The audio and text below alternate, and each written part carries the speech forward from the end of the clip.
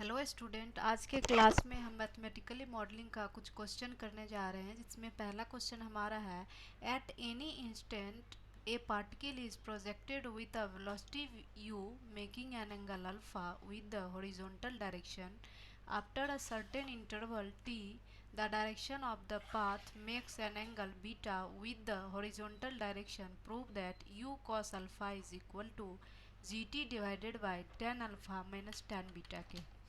अब यहाँ पे कुछ चीज़ हमें दिया हुआ है, तो यहाँ पे मैंने लिखा है given velocity u at certain instant make alpha two horizontal after. यहाँ पे फिगर भी मैंने बता दी, यहाँ पे अल्फा एंगल बना रहा है, यहाँ बीटा बना रहा है, यहाँ इसका वेलोसिटी u है, यहाँ पे वेलोसिटी v है, ये पॉइंट p है एंड ये पॉइंट q है। After time t velocity v makes beta angle. अब p मतलब पॉइंट फॉर वेलोसिटी u के लिए है और q point for velocity v के लिए है। कंपोनेंट्स ऑफ वेलोसिटी, अगर हम बात करते हैं p पे कि वेलोसिटी का कंपोनेंट्स क्या होगा और q पॉइंट पे वेलोसिटी का कंपोनेंट्स क्या होगा, उसके बारे में लिख रही हूँ। तो यहाँ पे मैंने लिखा है components of velocity at p u x is equal to u cos alpha और u y is equal to u sine alpha. फिर वैसे ही हम q पॉइंट पे देखेंगे components of velocity at q, तो v x is equal to v cos beta and v y is equal to v sine beta. अब हम जानते हैं यू, यहाँ पे मैंने लिखा है we know that in the trajectory projectile horizontal components of velocity at different points are equal होता है। सो यहाँ पे मैंने लिखा u cos alpha is equal to v cos beta के। इसको मैंने कहा इक्वेशन फर्स्ट। अब यहाँ पे मैंने लिखा यूजिंग इक्वेशन ऑफ मोशन, हम जानते हैं v is equal to u plus a t होता है। v यहाँ पे फाइनल वेलोसिटी होता है, u इनिशियल वेलोसिटी होता है, a एक्सेलरेशन होता है, t टाइम होता है। तो इसके अकॉर्डिंग अगर हम बात करते हैं y के केस में v y is equal to u y plus a y t. अब ऊपर में हमें वी वाई का भी वैल्यू पता है, यू वाई का, यहाँ पे मैंने लिखा v sine beta is equal to u का है यू कॉस अल्फ़ा और ए जो है वो एक्सेलरेशन है। तो यहाँ पे जो एक्सेलरेशन होगा वो जी मैंने यूज़ किया है, मतलब जी जो है एक्सेलरेशन ड्यू टू ग्रेविटी है। तो यहाँ पे मैंने लिखा माइनस जी टी। अब यहाँ से अगर हम बात करते हैं v इज इक्वल टू, तो हमारा हो जाएगा u sine alpha minus g t divided by sine beta. इसको मैंने कहा इक्वेशन 3। अब क्या करेंगे हम, equation putting equation 3 in equation 1, इसका वैल्यू इसमें डालेंगे। तो यहाँ पे मैंने लिखा u कॉस अल्फ़ा, ये हमारा इक्वेशन 1 है, ये u कॉस अल्फ़ा और यहाँ पर है v कॉस बीटा। तो u कॉस अल्फ़ा और v का वैल्यू ये डाल देंगे, u sine alpha minus g t divided by sine beta डाल दिया और है फिर कॉस बीटा, तो कॉस बीटा। अब इसे हम सॉल्व करेंगे, तो सॉल्व करके ये हमारा आ गया u cos alpha sine beta, ये साइन बीटा को लेफ्ट साइड लेके आ गए, तो u cos alpha sine beta is equal to u sine alpha cos beta minus, और ये कॉस बीटा से इसको भी मल्टीप्लाई होगा u साइन अल्फ़ा में भी और जी टी में भी। तो यहाँ पे मैंने लिखा u sine alpha cos beta minus g T cos beta. अब यहाँ पे हमारा है u cos alpha sine beta है, कॉस बीटा यहाँ भी है, कॉस बीटा यहाँ भी है, दोनों से मैं कॉमन लेके इसको लेफ्ट साइड भेज दी।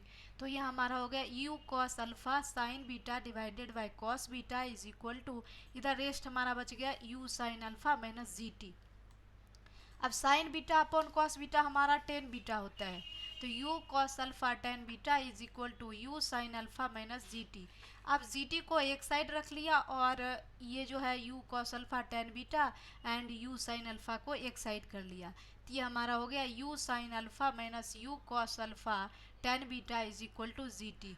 अब इस दोनों में से मैं u कॉस अल्फ़ा को कॉमन ले रही हूँ, तो यहाँ पे तो हमारा कॉस है ही नहीं, तो जब कॉमन आएगा तो इसमें डिवाइड हो जाएगा, तो sine alpha upon cos alpha tan alpha हो जाएगा। तो ये हमारा आ गया u cos alpha tan alpha minus tan beta is equal to g t. तो अगर हम बात करते हैं, हमें पूछा गया था u cos alpha is equal to g t divided by tan alpha minus tan beta के, तो ये tan alpha minus tan beta को उस साइड लेके चले जाते हैं। तो ये हमारा हो गया u cos alpha is equal to g t divided by tan alpha minus tan beta के, यही फाइनल आंसर हो गया। दूसरा क्वेश्चन हमारा आता है consider the pay off table for 2 players as a given below. अब प्लेयर ए है एंड प्लेयर बी है, तो ये एक मैट्रिक्स का फॉर्म में इसमें इसका वैल्यू दिया हुआ है। प्लेयर ए 1 2 3 यहाँ भी है, प्लेयर बी 1 2 3। अब वैल्यूज है माइनस, पहले रो में हमारा -4 -2 6 है, दूसरे में हमारा 3 0 4 है, और तीसरे में हमारा 6 -3 -5 है। और हमें इसमें पूछा गया है कि find the saddle point and the value of game, और दूसरा पूछा गया give 2 equivalent linear programming problem for the above case. तो पहले हम पहले सॉल्व करते हैं जिसमें हमें सैडल पॉइंट कहा गया, फिर उसके बाद दूसरा करेंगे। तो हमने पहले के लिए लिखा in a zero sum matrix game an outcome is a saddle point if the outcome is a minimum in its row and maximum in its column. तो ये हमारा पहले का आंसर हुआ। दूसरा फिर हमारा कहा give 2 equivalent linear programming problem for the above case. तो इसके लिए हमें 2 प्रोग्रामिंग का बनाने के लिए, प्लेयर ए के लिए अगर हम बात करते हैं लीनियर तो इस केस में क्या करेंगे, जो यहाँ पे दिया हुआ है मैट्रिक्स, इसका रो का एलिमेंट्स बनाएंगे, रो के एलिमेंट्स के हेल्प से बनाएंगे। मैं यहाँ पर दिया हुआ है -4 -2 और 6 फर्स्ट रो में, तो इसका इक्वेशन हमारा बन के आ गया 4x1 + 2x2 - 6x3 + w greater than equal to 0। फिर दूसरे रो में जो हमारा एलिमेंट्स है वो है 3 0 4, मतलब x2 के केस में जो कोफिशिएंट आएगा वो 0, तो उसे हमें लिखने की ज़रूरत ही नहीं है। तो हमने लिखा -3x1 - 4x3 + w greater than equal to 0। और तीसरा रो के एलिमेंट जो हमारे हैं वो हैं 6 -3 -5, तो ये हमारा इक्वेशन बन के आया -6x1 + 3x2 + 5x3 greater than equal to 0। तो और एक इक्वेशन हमारा x1 + x2 + x3 is equal to 1, और हमारा x1 x2 x3 जो आएगा वो ग्रेटर देन इक्वल टू 0 आएगा।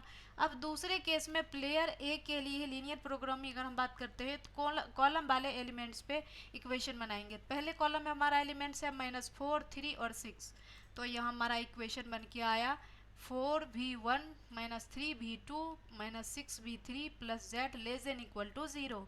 फिर दूसरे केस में हम दूसरे कॉलम में हमारा एलिमेंट्स है -2 0 -3, तो इसका इक्वेशन बन के आया 2v1 + 3v3 + z less than equal to 0। और तीसरे कॉलम में हमारा एलिमेंट्स है 6 4 -5, तो इसका इक्वेशन हमारा बन के आया -6v1 - 4v2 + 5v3 + z less than equal to 0। और ये हमारा एक और कंडीशन आ गया v1 + v2 + v3 is equal to 1 के, और v1 v2 v3 जो होगा वो ग्रेटर देन इक्वल टू 0 होगा। अब ये जो x1 x2 x3 लिया या v1 v2 v3 लिया, अब i की जगह हम 1 भी डाल सकते हैं, 2 भी डाल सकते हैं, 3 भी डाल सकते हैं। तो इसलिए मैंने लास्ट लाइन लिखा है xi, vi probability of choosing action I, और आई जो है बिलोंग करेगा, आई की जगह आप 1 भी ले सकते हो, 2 भी ले सकते हो, 3 भी ले सकते हो। और यहाँ पे जो दिया हुआ था find the saddle point and the value of the game, तो यहाँ पे मैंने क्लियर कर ही दिया है कि if the outcome is minimum in its row and maximum in its column, तो आप उसमें चेक करके बता सकते हो क्या वैल्यू होगा।